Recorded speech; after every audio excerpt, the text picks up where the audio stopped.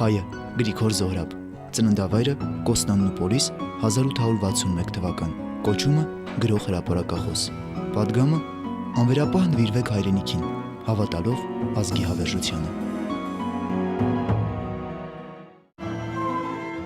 Կոստանդնուպոլսի Պեշիկտաշ թաղամասում է ծնվել մեծանուն արևմտահայ գրող, հրապարակախոս, քաղաքական գործիչ, իրավաբան եւ վերջապես նորավեպի անզուգական վարպետ Գրիգոր Զոհրաբը։ Հայրը Խաչիկ Էֆենդին Չուղանի խանի մեջ Սարաֆ էր, վաճառական, մայրը Էվթիկ Հանմը Մալաթիայից էր։ Կենսագիրների հավաստմամբ Զոհրաբի առողջ մարմինն ու առողջ միտքը ժառանգություն էր, որ փոխանցվել էր ծնողներից։ Զոհրաբը նախնական կրթությունը ստացել է Պեշիկտաշի Մաքրուհյան վարժարանում, այնուհետև կրթությունը շարունակում է նշանավոր թարգմանչած վարժարանում։ Այստեղ սովորելու տարիներին են դրսևորվում Զոհրաբի առաջին գրական նախափորձերը։ Գրիգոր Զոհրաբի դպրոցական տարիների վերաբերման շատ հետաքրքիր հուշեր է հայտնում նրա դասարանցին Տիգրան Արփյարյանը, հայտնի գրող Արփյար Արփյարյանի եղբայրը։ Նրանք երկուսն էին՝ Միհրանիկ Զոհրաբը եւ Գրիգորիկ Զոհրաբը։ Գրիգորին փոքր տարիներին փոքրամարմին լինելու եւ հույժ գեղեցիկ պատանի լինելու համար Գրիգորիկ էին անվանում փաղաքշաբար։ Ասում է ես հզոր էի Միրանիկը գրափարամոլ էր եւ գրափարը կպաշտեր եւ գրափար նույնիսկ բանաստեղծություններ կգրեր, իսկ Գրիգոր Զոհրաբ հակված էր դեպի աշխարհաբարը եւ գրափարեն աշխարհաբար կդարձներ շատ գրություններ եւ Թովմաս Թերջյանը, որ նրանց ուսուցիչն է եղել, հայտնի արևմտահայ գրագետն ու գրողը, միշտ Գրիգորի հետ կապում էր մեծ հույսեր հետագայում գրականության մեջ մեծ դեմք դառնալու իմաստով եւ չէր սխալվում այս ուսուցիչը։ 1876 թվականին Զոհրաբն ընդունվում է այդ ժամանակ Թուրքիայի միակ բարձրագույն ուսումնական հաստատությունը՝ Գալաթասարայի վարժարանը։ Հետո սովորում է Հուգուգի վարժարանում։ Ավելի ուշ Զոհրաբը Էտրինե քաղաքում քննություն է հանձնում եւ ստանում փաստաբան իրավաբանի վկայական։ Զոհրաբը գրական ասպարեզ է մտնում 1878 թվականին, երբ հանդիպում է Նիկողայոս Թուրպենաչյանին եւ դառնում վերջինիս հրատարակած Լրագիր օրաթերթի աշխատակիցը։ Ստեղծագործել է գրական բազմաթիվ ժանրերով, գրել է բանաստեղծություններ, երկու վեպ, պատմվածքներ, քննադատական հոդվածներ, ֆելյետոններ, ակնարկներ եւ այլն, սակայն նրա ստեղծագործության պսակը եւ ընդհանրապես հայ գրականության պսակը Զոհրաբի նովելներն են, նորավեպերը, որոնց թիվը շուրջ 40 է, բացառությամբ 1-2-ի բոլորն էլ Պոլսի կենցաղային թեմաներով են, ճիշտ այնպես, ինչպես ասենք Չարլզ Դիկենսի տասնյակ վեպերը բոլորն էլ նվիրված Լոնդոնին։ 1888 թվականին Զոհրաբն ամուսնանում է Կլարա Յազեչյանի հետ։ Մեկ տարի անց ծնվում է նրանց առաջնեկը Լևոն Զոհրաբը։ Հետո ծնվում են մյուս զավակները՝ Դոլորեսը, Արամը եւ Հերմինեն։ Նրանք իրենց տանը գերադասում էին եվրոպական կրթությունը։ Դուստրերից մեկը Դոլորես Զոհրաբը մանրամասն հիշատակում է, թե ինչպես հայրը չափազանց խիստ էր, երբեմն Լևոնը եւ Հակոբը Զոհրաբի տղաներն էին, կկանչեր տուն եւ հարցուփորձ անել եթե անբավական կլար կապտակեր, սակայն չափազանց շատ կսիրեր մեզի, ասում է, եւ ֆրանսերեն ու գերմանիկ կրթության կուտար մեզ։ Երկու որդիներն էլ սովորել են Գերմանիայում, մեկը փայլուն հաջողությունների հասավ տնտեսագիտության ասպարեզում, մեկը գյուղատնտեսության ասպարեզում։ Դուստրերը փայլուն տիրապետում էին ֆրանսերեն լեզուն, իսկ Զոհրաբը պարզապես պաշտում էր ֆրանսերեն ու ֆրանսական գրականություն։ 1891 թվականին Զոհրաբն ընտրվում է թուրքական պարլամենտի երեսփոխան։ Սակայն ժողովի նիստում նրա ընտրությունը չի վավերացվում 30 տարեկանը լրացած չլինելու պատճառով։ Քանի որ Զոհրաբը զբաղվում էր նաև հրապարակախոսությամբ, ձեռնամուխ է լինում հրատարակել Մասիս ազգային գրական քաղաքական հանդեսը, որը լույս է տեսնում 1892 թվականին։ Մեծանուն գրող Ալեքսանդր Շիրվանզադեն հիշում է. մի օր Արշակ Չոպանյանն ինձ ծանոթացրեց պոլսահայ հայտնի վիպագիր Գրիգոր Զոհրաբի հետ։ Նա Փարիզ էր եկել անձնական գործերով։ Ես Զոհրաբին ճանաչում էի հերոեն, կարդացել էի նրա գեղեցիկ պատմվածքները Կոստանդնուպոլսի կյանքից։ Ուղղությամբ ռեալիստ էր, ուներ շատ սիրուն ոճ, միանգամայն զերծ պոլսական սեթևեթանքից եւ ավելորդ ու հակագեղարվեստական պճրանքից։ Ես ուրախ էի ծանոթանալ Զոհրաբի հետ, երբ փորձեցի խոսել իր երկերի մասին, նա ամենայն պարզությամբ եւ առանց շինծու համեստության ասաց. Ես ամետեոր գրասեր մնեմ, ուրիշ ոչինչ։ Նա գրելու հնարավորություն ունենում էր այդ դատական գործերի ընդմիջումների կամ երկու դատերի արանքում ունեցած այդ ժամանակահատվածում եւ ասում էր, որ փոքրիկ պատմություններ եմ ես թղթին հանձնում եւ այդ համեստորեն բնութագրված ճակերտավոր փոքրիկ պատմություններն են, որ այսօր մեր գրականության գանձարանի լավագույն էջերից են։ Գրիգոր Զոհրաբի մտերիմներից մեկը Հրանտ Ասատուրը հիշում է. Զոհրաբ խանդավառ գեղապաշտն էր։ Գեղապաշտ տանը, կենցաղում, մարդկանց մեջ, երաժշտություն լսելիս, ամենտեղ նա համակ ազնվական էր։ Սիրում էր հայերեն բառերի օվկիանոսը եւ շատ հաճախ էր ձեռքն առնում Փեշտիմալջյանի սիրելի բառագիրքը։ Հայոց լեզուն նրա գրչի տակ ազնվանում էր, շողում գեղեցիկ լուսարձակումներով։ Աշակ Չոբանյան, մեծ հեղինակություն։ Ան ինչ որ օրած է, հզորաբես օրած է։ Եղած է կյանքը ուժեղ վայելող, ուժեղ փաստապան, ուժեղ հանդարեն գործիչ, բայց իր գործունեության ծևերեն այն, զոր ամենն ավելի հրայրքով, հեշտանքով կգդարեր քրականություններ։ Վարպետն էր, հայ նորավեբին իշխաններ եւ գմնա մինչեւ այսօր։ Ցամեկ, երկրորդ կարծիքը, էլի մեծ մարդու, մեծ հեղինակության Վահան Թեքեյան, իր ժամանակագիծը։ Ինքը արևմուտքահայ նոր քրականության ամենամեծ քրակետն է։ Զոհրաբի գրական գործունեությունը բուռն վերելք է ապրում 1880-ական թվականների վերջերին եւ 1890-ականների սկզբներին։ Արևելք օրաթերթում ապա Մասիսում տպագրվում են նրա առաջին նորավեպերը, բազմաթիվ հրապարակախոսական հոդվածներ։ Իրավացի են ուսումնասիրողները, որ սովորաբար Զոհրաբի իրական տեղը մատնանշում են համաշխարհային գրականության մեծերի կողքին եւ մասնավորապես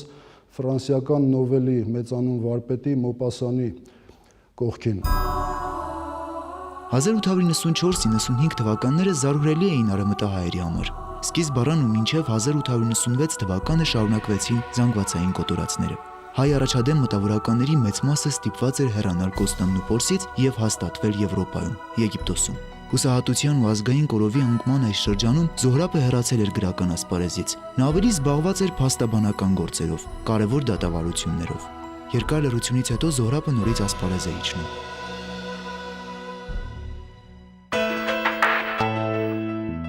Այս անգամ արդեն ոչ միայն որպես հայ գրականության մեջ իր ուրույն տեղը գտած տաղանդավոր գրող, այլև ճանաչված քաղաքական գործիչ։ Չպետք է մոռանալ, որ Օսմանյան խորհրդարանում եղանակ ստեղծողները մոլերանտ իսլամիստ ու հետադեմ պատգամավորներ էին, ովքեր թշնամանքով էին ընդունում սեփական ժողովրդի վիճակի վերաբերյալ հույն բուլղար ալբանացի հայ երեսփոխանների ամեն մի ակնարկ։ Եվ այդուհանդերձ նման պայմաններում Զոհրաբը միակը հայ ընտրյալներից կարողացավ բողոքել անօրենությունների դեմ։ Իր ցասկոտ ձայնը բարձրացրեց Ադանայի կոտորածների, գավառներում հարստահարությունների դեմ։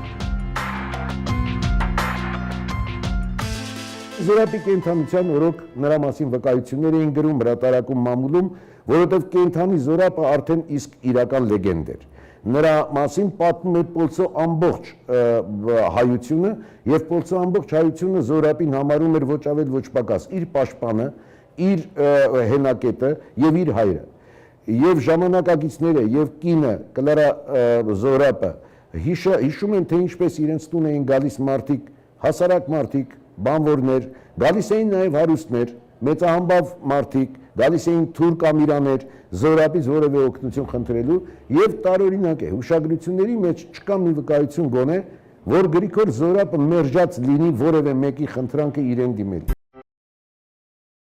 Զոհրաբը գրող էր, նորավեպերի հեղինակը։ Գրական այս ժանրի առանձնահատկությունները նա տեղափոխել էր նաեւ նամակագրության մեջ։ Նա կարող էր մեկ նախադասություն գրել նամակի մեջ եւ հազարավոր կիլոմետրեր ուղարկել իր սիրելի տիկնոջը Կլարային։ Վերջինս էլ արդեն սովոր էր ամուսնու այս ոչին, սակայն չենք կարող չընդունել, որ այդ մեկ տողն ավելի խոսուն էր, քան հազարավորները։ Զոհրաբը գրում էր. 1901 թվական, Գերմանիա։ Քո իմը համբուրում է քեզ, Գրիգոր Զոհրաբ։ Այսքանը միայն, սակայն մի ամբողջ վեպի բովանդակություն կա այս նամակի մեջ, որն էլ Զոհրաբին մեծացնում էր, վեհացնում։ Զոհրաբը անսահման սիրում էր կյանքը, կենսախինդ ու կենսասեր բնավորության տեր անձնավորություն էր։ Եթե մեր գրողներից շատերին բնորոշ էր սակավապետությունը, ժուժկալ կենցաղը, պայմանավորված նրանց թե խառնվածքով, թե սոցիալական ծանր վիճակով, շատերը նույնիսկ իրենց օրերը ավարտեցին ծայրահեղ չքավորության մեջ, Զոհրաբի պարագայում ճիշտ հակառակն էր։ Նա կարողանում էր վաստակել մեծ գումարներ, որպես կանոն շահում էր իրեն վստահված, իր ստանձնած բոլոր դատերը, լինեին դրանք կրոնական հողի վրա, քաղաքական հողի վրա, այլևայլ կնճռոտ խնդիրներ, ամեն գործ չէ, որ նա ստանձնում էր, մանր գործերը շրջանցում էր, եւ որպես կանոն վաստակում էր մի քանի հազարի հասնող օսմանյան ոսկի։ Գրիգոր Զոհրաբի նամակները շարունակությունը կամ էլ սկիզբն են իր հայտնի նորավեպերի։ 1908 թվականին Փարիզից կնոջը գրած նամակներից մեկում Զոհրաբը հետևյալ միտքն է հայտնում. «Սիրեկան, Անուշիկ, չի գտնված աղվոր կնիկս, գիտես, որ սա վիճակիս մեջ, գործերուս, մտմտուքիս մեջ, նեղությանս, բարկությանս մեջ, քանի օրե ի վեր ամենեն էվեր ինձի պակսող բանը դուն ես, զարմանալի բան։ Ամեն վարկյան ինձի անանք կուկա, որ հանկարծ սենյակից դուրը պիտի զարնես, ներս պիտի մտնես։ Գրիգորս իշտ է եկա ասելով»։ Գրիգոր Զոհրաբը հենց ուղղ լուծությամբ գրող է, որովհետև իր մեջ ներառում էր եւ երկրագետի, եւ ճարտարագետի, եւ իրավաբանի, եւ բանվորի, եւ մտածողի գրեթե բոլոր հայտանիշները։ Գրիգոր Զոհրաբի ժամանակակիցները հիշում են 1905-ին Կաղանդի նախօրյակին դպրոցի սրահին մեջ տոնածառը պատրաստեցինք։ Ստացված նվերներն անմոռանալի մնաց Էսայան վարժարանի հայտնի բարեկամ Գրիգոր Զոհրաբի հայերեն ու ֆրանսերեն անտիր գրքերով լեցուն արգը, որում կցված էր հետևյալ երկտողը. «Սիրելի աշակերտներ, Էսայան երկսեր վարժարանի։ Նոր տարվան անուշ ապուրին հետ մի մոռնաք ձեր մտքին եւ հոգվույն ամենակաղցր սնունդը։ Ընթերցումը։ Ձեզ սիրող Գրիգոր Զոհրաբ»։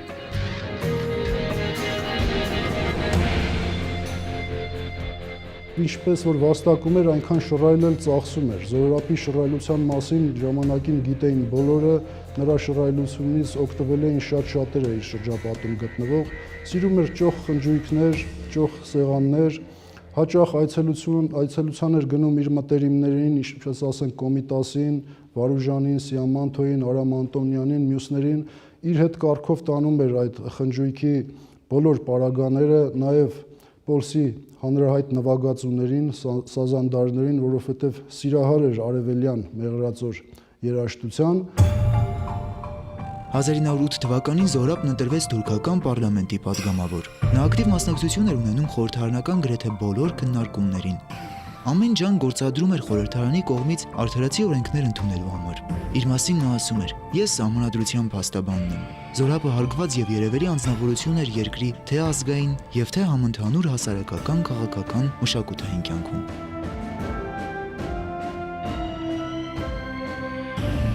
Նա նույնիսկ իր ծառայողներին մեկ ոսկուց պակաս չէր վճարում, իբրև թեյավճար երբեմն անգամ 5 ոսկի, մի ամբողջ կարողություն, որտեղ ամենահզոր վաստակող իրավաբաններից մեկն է եղել Պոլսի։ Կլարա Զոհրաբն անverջ հորդորում էր ամուսնուն ասելով. «Կաղաչեմ, Զոհրաբ, այս շուներուն կարելի չէ վստահիլ, ապրախտներ են, հեռացիր այս երկրեն»։ Սակայն Զոհրաբը սոսկ Կլարայի ամուսինը չէր կամ Դոլորեսի, Արամի, Վահանի եւ Հերմինեի հայրը։ Զոհրաբն ազգային դեմք էր։ Նա հեղինակություն էր ինչպես ազգային, այնպես էլ օտար շրջանակներում։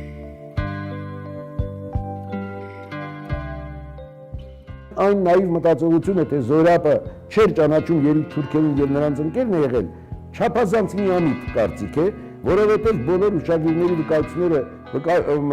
փաստում են, որ Գրիգոր Զոհրաբը հրաշալի հասկացել է, ինչ է նախապատրաստվում, ինչ պիտի լինի, վերջին հաշվով չէր էլ կարող չհասկանալ, որովհետև հզոր իրավաբան էր, գիտեր օրենքները եւ երբ Շիրվանզադեն նրան հուսադրում է, թե չի կարելի այդքան մռայլ լինել, ես անոնց մեջ կապրիմ, ես կճանչեմ թուրքը, շատ հստակ ասել է մարդը եւ այստեղ երկրորդ կարծիք լինել չի կարող։ Գրողի մանկության ընկերներից մեկի, Սերոբ Դավթյանի վկայությամբ Զոհրաբը հասկանում էր, թե ինչ ամպեր են կուտակվում իր գլխի վերև։ Մտերիմներից մեկը Մարթեն Հակոբյանն աղաչում էր անմիջապես թողնել պոլիսը եւ փախչել երկրից։ Զոհրաբը սակայն մերժում է. «Ուր փախչիմ եւ ինչպես։ Որու թողում այս անգլուխ ու անտեր ժողովուրդը։ Չէ, փախչիլ չեմ կրնար։ Պետք է պարտքսեմ մինչև վերջ պատնեշին վրա կենալ»։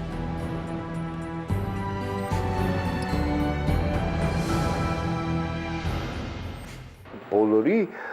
այսպես ապավենը հույսը Զոհրաբն էր։ Զոհրաբը երբ որ տնից դուրս էր գալիս, դերբակալվածների ընտանիքների անդամները, օրինակ Ռուբեն Զարդարյանի ընտանիքի անդամները, Ռուբեն Զարդարյանը գրող էր, բայց Դաշնակցության կուսակցության երևելի դեմքերից մեկն էր, հավաքում էին եւ Զոհրաբից էին ակնկալում օգնություն։ Իսկ Զոհրաբը մեծագույն հեղինակություն էր։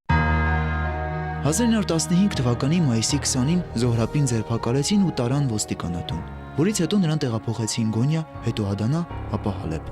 Նա շարունակում էր իր սիրելի Կլարային նամակներ գրել։ Եթե նախկինում Զոհրաբը գրում էր «Սիրական մեկ հատիկ հոգիս, սիրելի կինս գանձս հոգիս» արտահայտությունները, հիմա Զոհրաբի նամակներում կարդում ենք «Սիրական եւ խեղճ կնիկս, հոգիս կյանքս, կողակիցս, քաջ եղիր, մի հուսահատվիր»։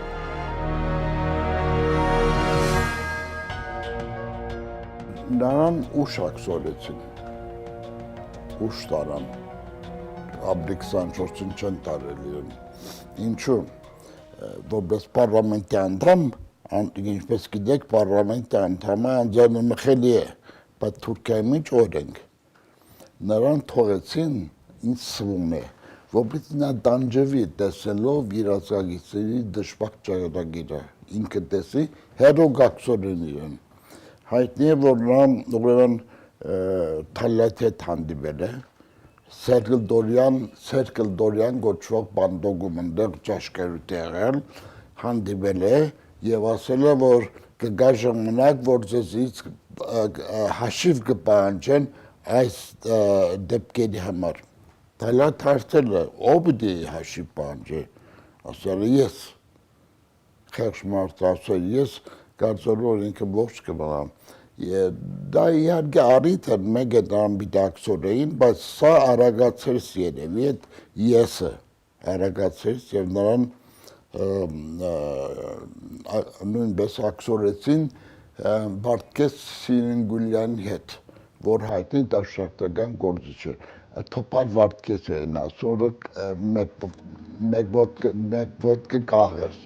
շատ հայտնի գործիչ էր։ Զոհրաբի ամբողջ հույսը կինն էր, ով փորձում ջանք չէր խնայում ամուսնու փրկության համար։ Հալեբ հասնելով Զոհրաբը կնոջը գրում է մի բավականին հուզիչ նամակ։ Հալեբ 2 հուլիսի 1915 թվականին։ Սիրական, մեկ հատիկ հոգիս, կյանքս։ Հիմա սիրական կինս, ալ վերջին վարակույրը կսկսի մեզի համար։ Իմ ինչ վիճակի մեջ լալուց մասին բացատրություն չեմ տար, որպեսզի քու քաջությունը տալ չկոտրեմ։ 2 անգամ է, որ լուսինը կտեսնեմ և քեզ ու զավակներս աչքիս առջև կբերեմ և կհամբուրեմ։ Երրորդ լուսինն էլ այսպես պիտի լա արդյոք, վտանգի մեջ եմ, աշխատե։ Ավելի գրելու ուժ չունիմ, թե ողջ չմնամ, զավակներուս վերջին պատվերս և կտակս է, որ միշտ սիրովը լան իրարու հետ, սկեզ պաշտեն և սիրտդ չցավցնեն, ու զիսալ հիշեն։ Ահա միակ հարստությունս, անունս գրքին մեջ հոգիս տալ, ինչ ուրախություն, չեմ գիտեր, թե Աստված այդ բաղձանքս պիտի կատարե։ Մի քանի օր հետո Զոհրաբը կնոջը մեկ այլ նամակ է գրում, առավել կարճ բովանդակությամբ։ Իմ կտակս է, որ իմ բոլոր գույքս մանչ ու աղջիկ զավակներուս մեջ հավասարապես բաժանվի։ Ամենքիդ դարձյալ կհամբուրեմ, աղոթեցեք, աշխատեցեք, մի հուզվիք։ Ու թե որ հաջողիկ արդյունք մը ձեռք բերել, թեև շատ տկար է հույսս։ Չլա որ մինիայն իմ փրկության համարը լա, առանց Վարդգեսի դառնալս այլապես մահմը կլա։ Հետաքրքիր է, որ վերջին օրը, վերջին գիշերը ավելի շուտ Ուրֆայում, երբ ժանդարմների խիստ հսկողությամբ թե Զոհրաբն ու Վարդգեսը պահվում էին մի շինության մեջ, տեղի կտրիչների մի խումբ Մկրտիչ 7 եղբայրյան անունով մի քաջի գլխավորությամբ որոշում է մի հանդուգն ծրագիր իրականացնել եւ ազատել Զոհրաբին ու Վարդգեսին, փախցնել այդտեղից ստույգ մահապատժից։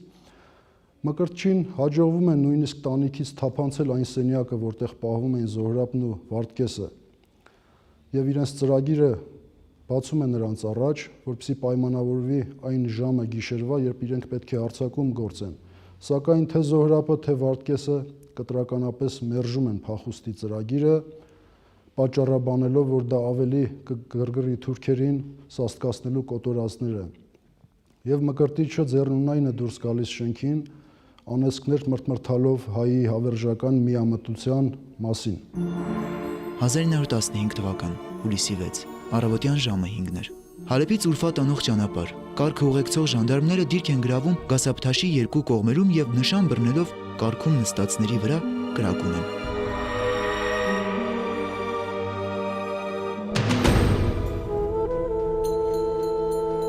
Իսկ կարգում Գրիգոր Զոհրաբն էր, մեկը 1.5 միլիոն հայերից, ով դարձավ Օսմանյան կայսրության ծրագրած հայոց եղեռնի հերթական զոհը։ դեր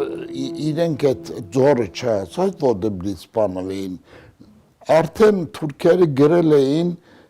փաստաթուղթը ինչպես է նամահացել, սրդի հիվանդ եղել, սրդից մահացավ, եւ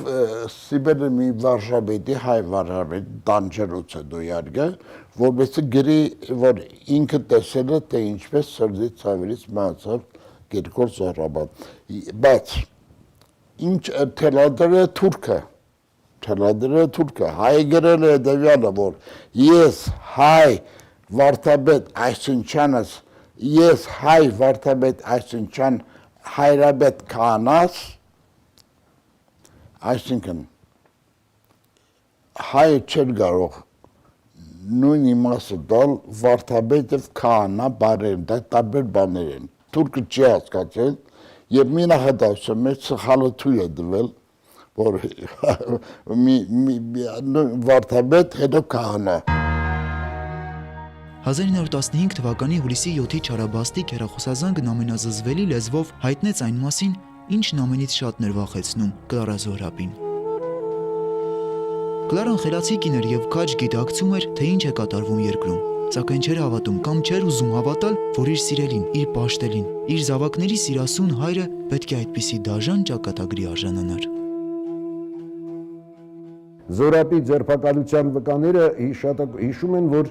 երբ Զոհրաբի մահվան բոթը 3 օր հետո մահվանից հետո հայտնում են կնոջը, կինը պարզապես ուշաթափվում եւ դժվար է ուշքի գալիս։ Սրանք մարդիկ են, լեգենդներ են, որոնց մենք պարտավոր ենք հիշել միշտ, պարտավոր ենք հիշել։ Տեսեք Չոբանյանը, Վահան ինչեր են ասում Զոհրաբը, եւ ուրիշներ ինչ կա, նույնիսկ թուրքի կարծիքներ կա, մի մոլլայի parlamenti անդամ մոլլայի, որ ասում եմ, մի կայծը բավական էր, որ իր մասին Զոհրաբի, բրնգվեր Զոհրաբը, մի կայծը։ Ոճրագործության հաջորդ օրը, հուլիսի 7-ին, Ուրֆայի շուկայում վաճառքի են հանվում Գրիգոր Զոհրաբի ոսկյա ժամացույցն ու մատանին եւ Վարդգես Սերենկուլյանի ջերմակեղենը։ Անգլիացի ճանապարհորդ Ոմն Էկպերլիցան նույն այդ շուկայից գնում եւ հալեպ է տանում անվան սկզբնատարերով եւ արյան բծերով աղտոտված Զոհրաբի պայուսակը։ Բայց մեռավ խնդուկի հեղինակը, Մարապետի հեղինակը, Փոստալի հեղինակը, մեռավ աշխարհը գեղագիտության ակնոցով դիտող եւ գեղագիտորեն մարդուն ինքնաճանաչման բերող, արդեն չեմ վախենում ասել, համաշխարհային գրականության խոշորագույն երևույթներից մեկը, Գրիգոր Զոհրաբը, որը ուղիղ կարող է կանգնել եվրոպացի ուզածը գրողի կողքին իր տեսողությամբ, իր դատողություններով, իր քաղաքացիական վարքագծով։ Այս մարդը գիտեր ապրել, այս մարդը գիտեր նվիրվել, այս մարդը գիտեր ստեղծագործել, Աստված շռայլորեն նրա ուղեղում եւ հոգում մեջ տեղադրել էր այն ամենը, ինչ բնորոշ պիտի լիներ կատարյալ մարդուն, ինչով կատարյալ մարդը ներկայանալի պիտի լիներ առհասարակ մարդուն։ Հայ գրականության երախտավորը, հրապարակախոսը, քաղաքական գործիչը, ճանաչված իրավաբանն ու նորավեպի անզուգական վարպետը Գրիգոր Զոհրաբը